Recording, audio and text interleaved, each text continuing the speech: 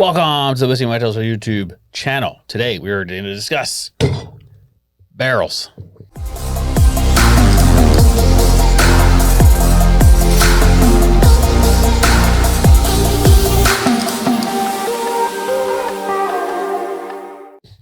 Barrels. Should have worn my barrel shirt. Barrels.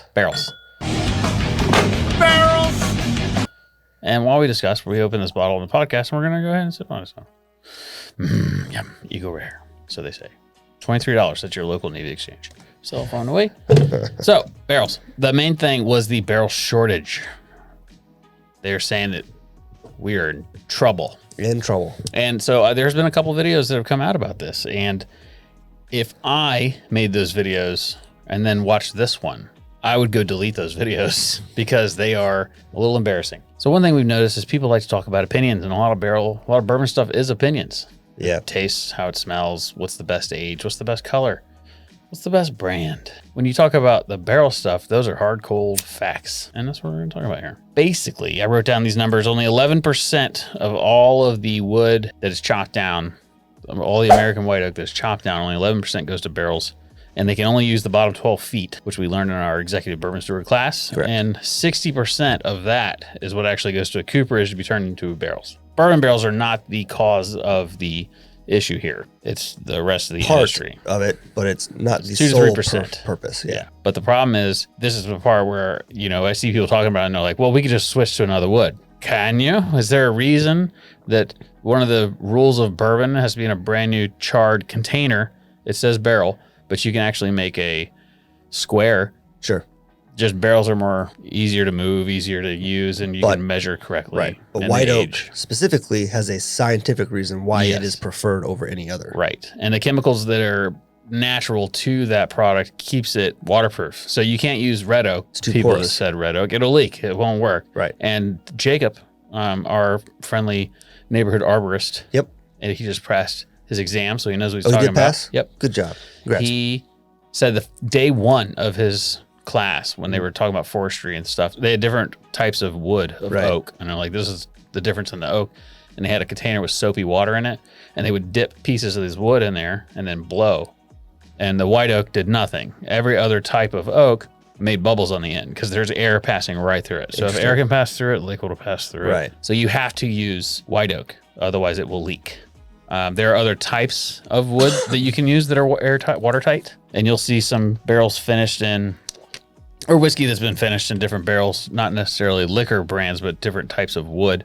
So there's different types of whiskey that are aged in different types of wood, but you can't make bourbon out of it. It has to be brand new charred white oak. Right. So in order to do that, we need the white oak to do it. So the White Oak Initiative has said that if there is no intervention in the immediate future by 2035, it'll be gone. There won't be enough wood. But that brings me to look at this 2 to 3% number. Is it really that big of a deal?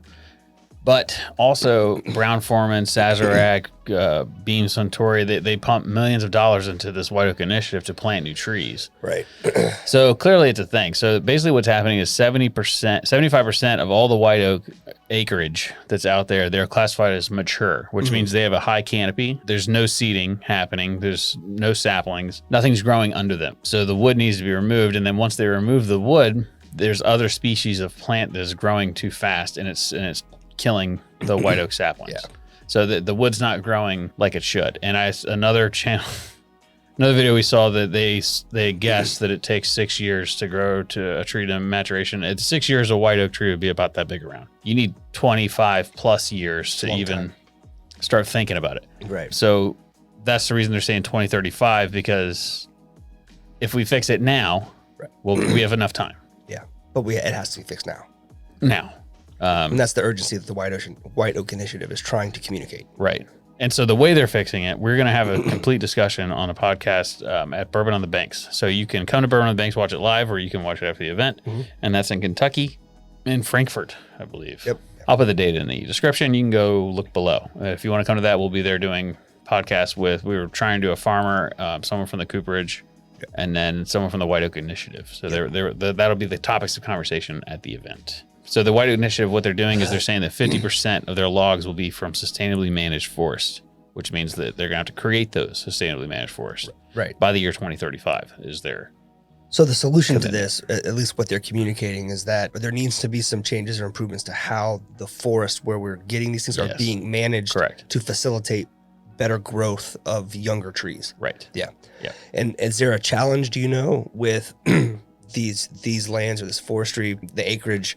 Is it a challenge because it's like national forests or because it's private lands? It's private land outside the Ozarks, and I don't have all the facts on that, so I won't speak to it with authority, but it's between Missouri and Kentucky, there's land there where they get these trees. I see.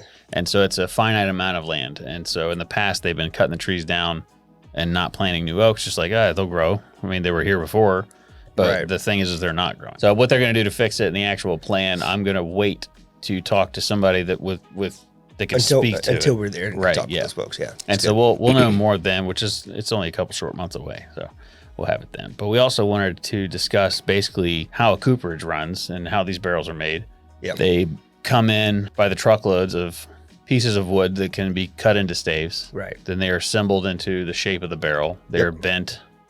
I'm sure there's steam involved. We didn't see that part of the process. No, we didn't get to see the steaming, but they do. They cut them for pieces or parts, either specifically for the heads or the stave pieces, and then they're seasoned. They sit outside and they dry and season them for like 6 months or a year. They stay outside to dry. Yeah, correct. and that's where they're seasoned. They get their final flavors in that way, and then they are charred. But the way it works is they assemble it together, and then they are leak proof. There's no glue involved. There's no kind of coating that keeps them waterproof. They're just waterproof because of the wood, and that's the importance of the white oak. So after that, they're assembled. They're charred to what the distillery decides they want to char it to. Usually they do toasted heads, charred barreled. Some do full char all the way around. I mean, we've opened at this point hundreds, if not thousands. Yeah, we've seen a lot of wood, and most of them seem to be like that alligator char. Yeah, a lot. But, we have opened some that were not. And they're varying in thickness as well. We were always told that Brown-Forman barrels were thinner, but the wood looked the exact same to me. It did. It makes me wonder. So they have 3 different cooperages. Yes. And I'm wondering if some of them may be making barrels specifically for because they own and make barrels for Jack Daniels was the one that surprised me. Woodford Reserve, Old Forester, Cooper's Craft, and those are just the ones that come off the top of my head. Yeah. So it may be that they are. I think they had 8 different. I think you're right, but it may be that they have different thicknesses of wood produce a different flavor, and they have that specifically for a certain whiskey profile. But they have a cooperage in Stevenson, Alabama, Louisville, Kentucky, which we visited too, and then Wellston, Ohio. So it could be that those ones that are thinner are coming from just a different location. Place. Yeah, for sure. And I don't know the benefits of a thinner. Clearly, you can't go too thin, but they're doing something with it. But we learned a lot about it because there's things that we see on barrels. Like I'm looking at this one right here. There's like 3 indentions on it. The one behind you. Oh. There's like 3 little circles there, and we always thought that was just deformities in the wood. But what that is if there's a leak, they will sand it down, find the leak, chisel it out, and they put a spire in there to stop the leak.